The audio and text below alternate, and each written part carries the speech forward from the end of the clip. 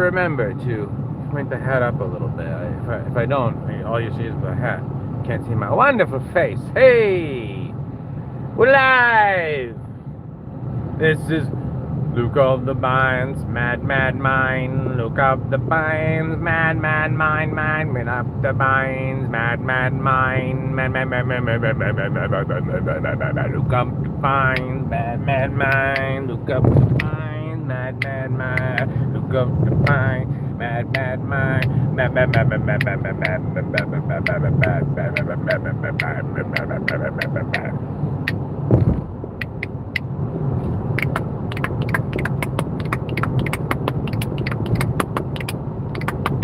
Can you do that? Huh? I mean, you watch something like the Three Stooges, and I learned how to do that. You know what I mean? Just I learned it on my own. You know? Can you teach yourself things? Eh? If you cannot, what are you really?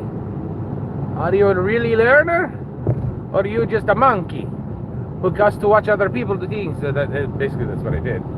We are just monkeys. It's like I say on Twitter, I say Juneteenth, and now I'm talking about monkeys. That's not what I mean. We're all monkeys, all of us. Well, I like to think that maybe I'm a bit more of a orangutan. They're smarter, supposedly. Happy Juneteenth, I guess.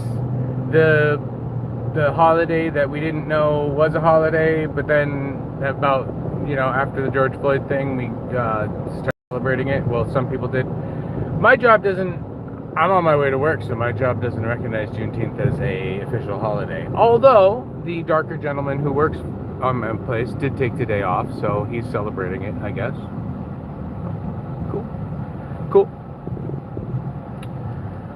But it's interesting the idea of Juneteenth, how these people weren't free, and then it was told to them that they were free. I feel like it's an interesting metaphor for like every day of your life, where people need to be told that they can be free, and they don't have to deal with the trappings of the world. But that being said, there are certain aspects of life that you might want to not just throw away. The idea of freedom, like I'm not sure that you could have freedom from you can't have freedom from everything. You can't have freedom from obligation, right? I mean, I guess you could, but then you won't have the freedom to have a comfortable home to go to, probably. You could just go and be a wandering sage or a wandering whatever, go from town to town, getting small piddly jobs, building up a little bit of money. But where do you live? Do you have the freedom to lay your head down at night? Right? I mean, you're trading certain freedoms for other things. That's really what it is. So yes, the idea of being completely free is a joke. It's just like being perfect. There is none. It's not possible. And it's not possible to be completely free. The idea of it, it's great to talk about, it's great to consider. Okay, just making sure. Oh, I thought I left my tea at home. That would have been a disaster. I wouldn't have been that. My brain wouldn't be free. I'm not free from the caffeine. No, not at all. Not at all.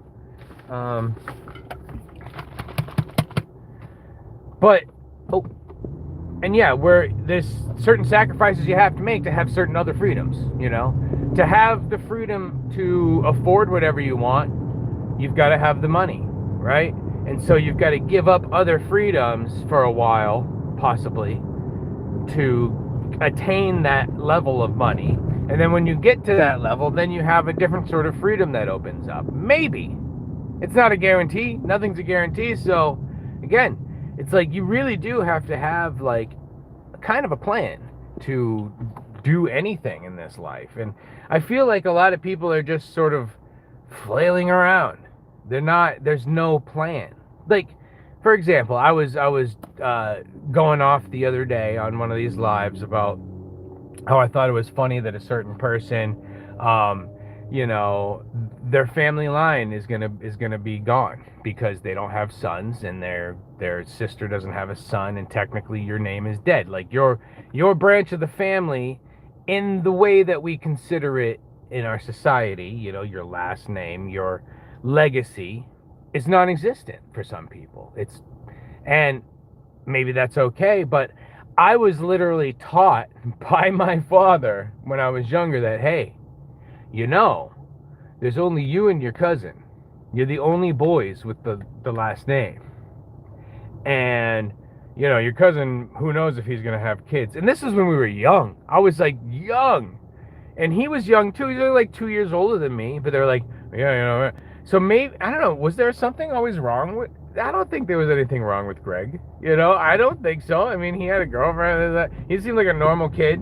You know, but maybe he just didn't have a desire to have children. But how do you know that about someone when they're young? Anyway, he said, so well, maybe my father was just kind of being general. Like, he might not have kids. So if he doesn't, then you're the only one who takes the family line. Hi, whoever said hi. Oh, I can't even read that. It's all like script. Hi. You're the only one to continue the family line. So have fun or whatever.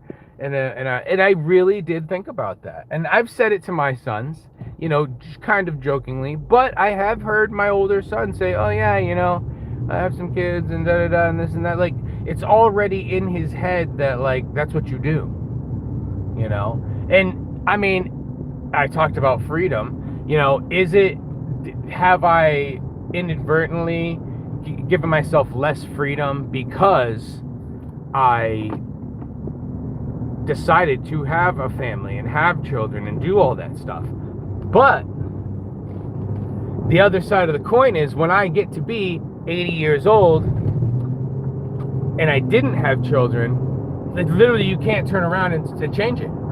You can't just be like, okay, I'm gonna start having kids now. It's almost impossible unless you're super duper rich. Again, unless you've given up all these other freedoms to make the money, to then get a young wife, to then impregnate her, to then have your legacy continue. But generally when that happens, you become a super rich dude in your 70s or 80s, and you finally start having kids.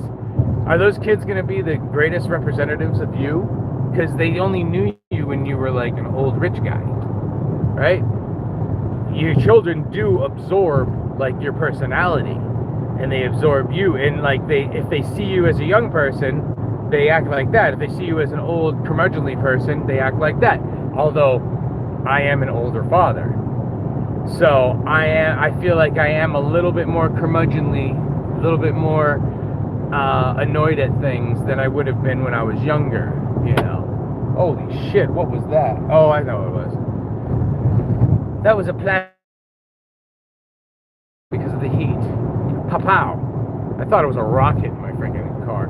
I'm on the highway though, so.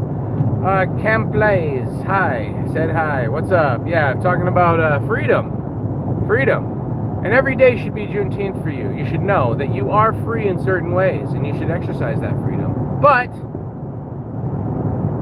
always in the back of your mind, there has to be that thing of, you know, with certain freedoms, you're making other sacrifices. Just like, I went to band practice last night, so yeah, I don't know if Jim's gonna watch this today. He was texting me about stuff, and we were talking back and forth, but then I had to get ready for band practice. I didn't say, hey, I gotta go to band practice, but because I was having my own stuff at home, whatever. And then I went to bed, you know, and I got tired, I got home, and I pretty much just passed out, you know. But at rehearsal, we were talking about how they just came out with a study with the GLP-1s, you know, the Ozempic shots and all that, where so a lot of the people who are doing it are losing bone mass, they're losing their muscle mass, they're losing connective tissue because they're not being active, because this stuff is literally eating away at their bodies. So when you take that stuff, you have to be a little bit more active, like almost more active than other people, because it's actively dissolving your body in a way. Because really, I've said this before, we're giving people actual snake oil. It's made from snake venom, this stuff. That's where they divide. That's where they got the chemicals from to do this, right? So it's like putting acid inside of you and it's eating away at you. And your body, if you're not using certain parts of your body, it's not replenishing certain parts. So you do have to be physical. And even though you're losing weight, when you're using that, you still have to like eat healthy food. Because it seems like people are losing weight and they're like, well, I don't even have to diet anymore. I'm just going to eat crap. And if you're eating crap and not giving your body the building blocks to build back all the things that are getting destroyed, then of course, yes, you're destroying yourself. Just like certain people destroy themselves smoking meth and they leached all the calcium out of their bones. And then when they try to do a jumping stunt into a pool, they break their neck because they have no calcium left in their neck. You know what I mean? Oh, fuck. I don't know if like... I hope I don't get pulled over right now because I was going kind of fast, and there's a freaking cop right there, right freaking there. You know, oh boy, I might get myself. What's this? But why am I not free from school? But you see, when you are at school and you're learning things, who is this? It's not one of my kids, is it? No. School allows you the freedom to come up with your own ideas. It lays a base layer of education for you so that you're not at a disadvantage compared to other people if you use it correctly. You know, like personally, I was really good at school because for me it was just sort of like read and repeat. That's all, you know. Hey, read this. Some things are concepts, yes. Math. Teach me a formula. Okay, and then I plug anything into that formula. Okay, all right, I got it. Yep, next. You know, for me, it was easy to learn that stuff, but it was easy to just read something, and then they ask you, what was that thing you read? What was that information you just, oh, this. And actually, I will say that a lot of times, tests, when there's like a multiple choice test, it's writing tests are way more, will really, dig into what you know more than a multiple choice test. Really, in a multiple choice test, a lot of times I eliminate what couldn't be right, and then you have a choice. You know, you could eliminate, usually 4 selections, you can eliminate 2 that you know are not correct at all, and then you've only got 2 to work with.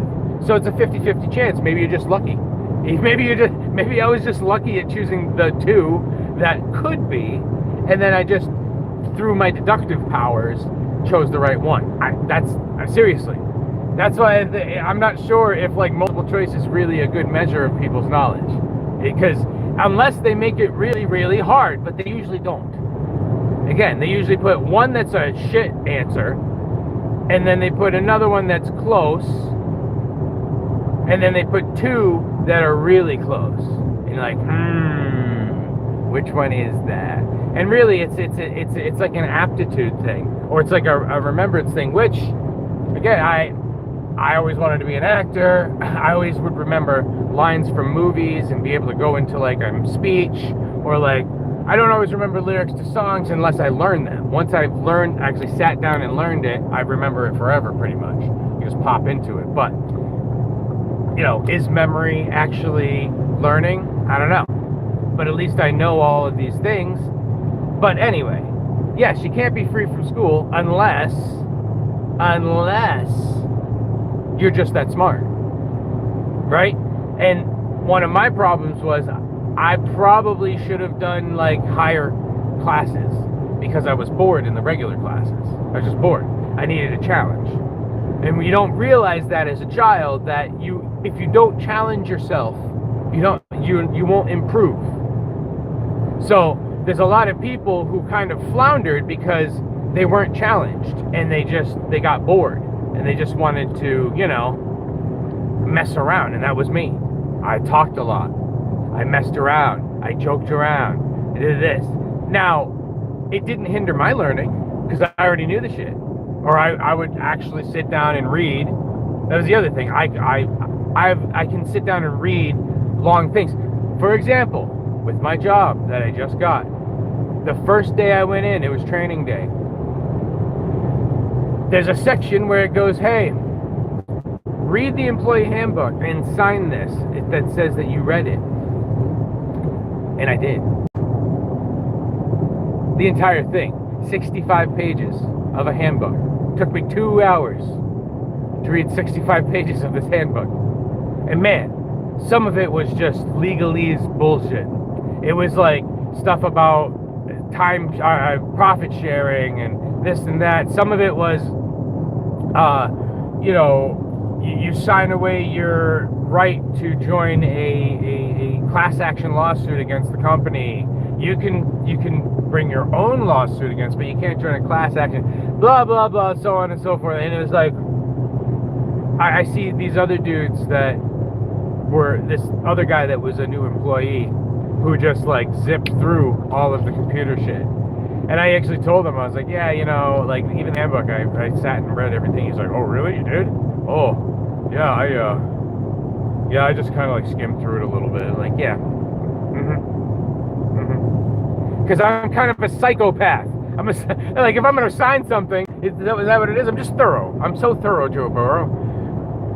If I'm gonna sign that I read something, I want to read it. I'm not a liar. That's part of it too. I'm not gonna sit here and be like, yeah. Just like, people say, hey, oh, you don't believe in the Bible, or you don't understand it, read it. I've read it. I read the First Testament, the Old Testament, sorry. The first part of the Bible. I didn't read all the New Testament yet, After you read the Old Testament, it gets you like, whew. But I will say this. Okay, I read most of it. Once I got to the Psalms, I was like, oh boy, that was hard to get through because they're just repetitive. There's a lot of it, yeah. Okay, and then David wrote this psalm about the Lord, and I thought to myself, they should have peppered the Psalms into the early part. It probably would have broken it up a little bit. Hey, just like a musical. Here's all this information, and then here's a song. It would have been. I think it would have been a more enjoyable experience for everybody, actually. But they had to put all the Psalms at the end. Who did that? I bet you that was, what was it? Alexander the Great? No, it wasn't him. He didn't do that. Whatever, Constantine? Was it Constantine that did that? When they said, oh, these books belong and those books don't, and so on and so forth. Whatever. But, so I skipped over Psalms and I went to Proverbs. Proverbs is awesome. I was like, hey, Proverbs is the footnotes, or is the quick notes of like what's going on. You could just read Proverbs and actually get all of the information. Well, you don't get the passion of like the Jews crossing all of the different countries and being like, hey, can we just walk through your land? Can we just come on? We're just trying to get to Canaan, and everyone's like, no, fuck you, and they're like, oh yeah, we're gonna fucking, your city's burning, like, they were rough, dude. Them tribes is rough, but they were slaves. You see, we could kind of learn from that. People who were slaves for a long time, and then they wanted certain things. If they didn't get what they want, they just freaked out. Weird how I'm talking about this on Juneteenth. I'm not making a correlation or anything, but I'm just saying, people who were slaves for a while and basically weren't taught the same societal norms as everyone else, and then you try to integrate them into a society, maybe that's, maybe there needed to be some sort of rehabilitation for a while, not just go, here you go, join everyone else now. We know that, like, for the past 7 generations you've been slaves, and like you don't even understand like how we live our lives, but just okay, go be a normal person, go be a civilian. I think that maybe that was part of the plan. That was part of the like, oh yeah, well, if we're just gonna throw them to the wolves and they're not gonna survive, and a lot did, and a lot of people did. A lot of people who were former slaves worked very hard to sort of get rid of that stigma. But that was few and far between. That was the exception to the rule. A lot of other people were just like, well, now that I have the choice to do now that I have the freedom to not do anything, I don't want to do anything. Because me and my grandfather, and my grandfather's grandfather, my grandfather's grandfather's grandfather, my grandfather's grandfather, we're forced to do so much shit that we're just going to chill out for a while. We're just going to not do anything because we were forced to do shit. And, I'm making that choice. I'm taking that freedom. But you are at the mercy of the government if you take that sort of freedom. If you want to live off the government dime, there's only certain things you're going to be able to do. Certain places you're going to be able to live. Certain things you're going to be able to eat because you're not making money yourself to buy the things that you want. So yes, freedom's really a choice. But you also have the freedom to make the right choices or the wrong choices, depending on what you think you want in life. And you really it sucks that all of these choices really do matter.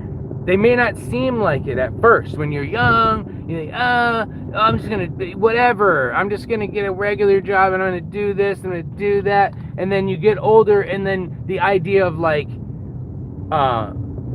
why are we here? Is there meaning to life? This and that. And you start to explore these things and you start to actually delve into, quality of life.